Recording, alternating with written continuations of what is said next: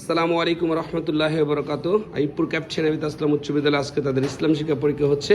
আমরা দেখতে পাচ্ছি তারা দলীয় কাজ করছে। এটা কি করছো তুমি বলো তো? এটা একটা স্যার এটা হচ্ছে এটা যেহেতু ইসলাম শিক্ষা পরীক্ষা তাই আমরা এখানে মসজিদের ছবি আঁকছি। আচ্ছা, মসজিদের ছবি। আর এখানে কি বাকি এখানে কি করবে? এখানে হচ্ছে একজন বয়স্ক লোককে দান করছে, এটা বোঝানো হয়েছে। আর এখানেও সেম। ওকে, ধন্যবাদ তোমাকে, ধন্যবাদ। এখানে আমাদের দ্বিতীয় কাজটি করছে আমাদের যারা স্টুডেন্ট রয়েছে।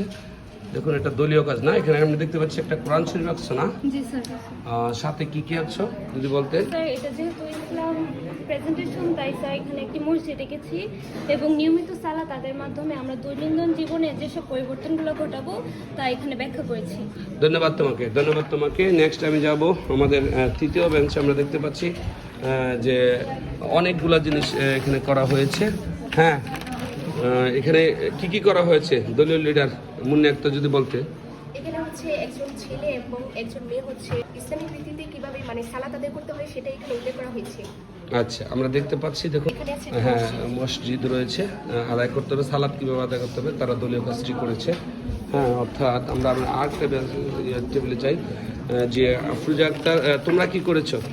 আমরা হচ্ছে এটা ইসলাম শিক্ষা বিষয়ে দেওয়া হয়েছিল যে তাওহীদ সম্পর্কে ব্যক্তির জীবনে কি কি পরিবর্তন আসতে পারে সেটা।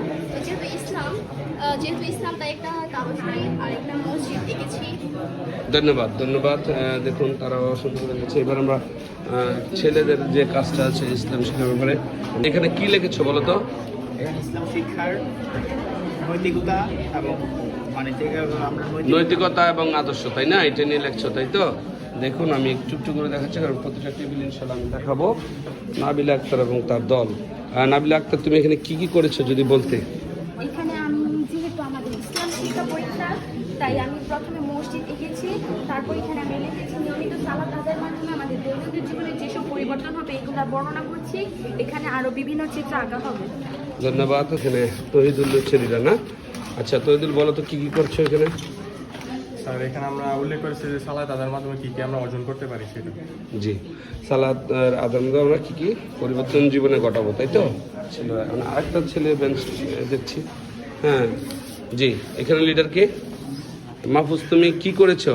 স্যার আমাদের প্রশ্ন যে তাওহীদের বিশেষে ব্যক্তি জীবনে এবং কর্মক্ষেত্রে কী কী পরিবর্তন আসতে পারে সেই সম্পর্কে আমরা একটু বিস্তারিত আলোচনা দেখছি। ধন্যবাদ, ধন্যবাদ। আমরা দেখছি আইপুর ক্যাপচার আবিদ আসলাম উচ্চ বিদ্যালয়ে যে সম্মিলিত দলীয় যে কাজটি সেটা তারা করছে। এক একজন এক একটি কাজ করছে, অত্যন্ত সুন্দরভাবে পরিচালনা করছে। হ্যাঁ, দলের কাজটা অনেক সুন্দর। এটা এদের এখন একটু বাকি আছে কাজটা, তাই না? এই যে দেখুন, তারা দলীয় কাজটা করছে অত সুন্দর করে, অত্যন্ত সুন্দর। দেখুন কাজটা করেছে তারা। এই যে এখানে একটি কাজ, এখানে একটি কাজ, প্রতিটা দলের কাজ তারা করেছে। ধন্যবাদ সবাইকে। আইপুর ক্যাপ্টেন আবিদ আসলাম উচ্চ বিদ্যালয়ের যারা দেখছেন পক্ষ থেকে সবাইকে ধন্যবাদ। আসসালামু আলাইকুম রহমতুল্লাহ।